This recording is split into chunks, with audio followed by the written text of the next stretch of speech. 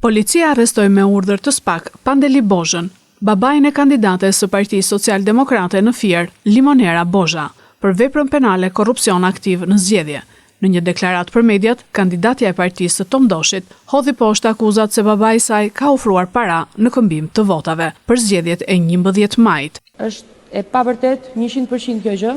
Unë e kam thënë edhe në një intervistë tjetër që kam punuar 12 vite, kam qenë pjesë e Partisë Socialiste për 12 vite dhe nuk kam bler kurrë vota për ata.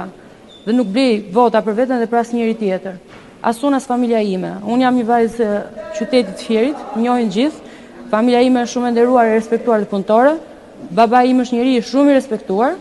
Ka ardhur të mbështesi vajzën e tij, si çdo prind besoj mbështet fëmijën e tij në gara të ndryshme.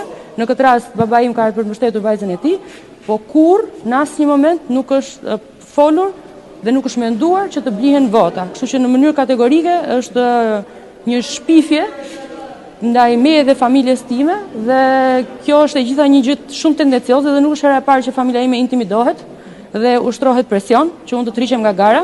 Ka pas disa raste. Nuk besoj se keni përmendjen tek rezultati i votimit, por se çfarë po ndodh në familjen tuaj? Kush ka qenë personi tjetër i shoqëruar?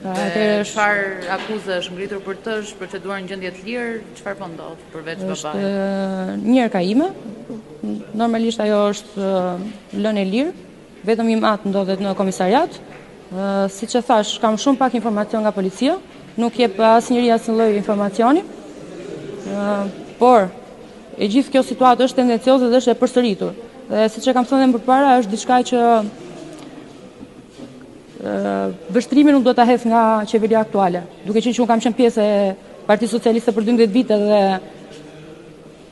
dëshirat e tyre janë që t'i kenë njerëzit në tutel. Unë jam një njeri që kam të drejta, siç ka gjithë populli kudo që ndodhet. Gjithë njerëzit në botë kanë të drejtën e tyre të flasin, të marrin vendime, të votojnë, të kenë bindjet e tyre. Por me sa duket në Shqipëri nuk mund të kesh bindje ndryshe nga ato të Partisë Socialiste. Thash, është era e disa që bëhen presione ndaj familjarëve të mi. Është bërë dhe më përpara i presioni të tillë, por që unë të trishesh nga gara, ndoshta tani besoj e kanë marrë kënaqësinë e tyre dhe prisnin që unë të hiqa fokusin nga rezultati dhe mund të bëjnë çfarë të duan gjatë numërimeve të votave, sepse unë kam familjen parësore. Mendoja që ky vend kishte nevojë për njerëz potencial të drejtë që nuk përlyen dhe janë të pastër, edhe duan që të bëjnë një gjë më të mirë për njerëzit e tjerë, po me sa duket që nga shumë e vështirë që në Shqipëri të lejohet një gjë e tillë.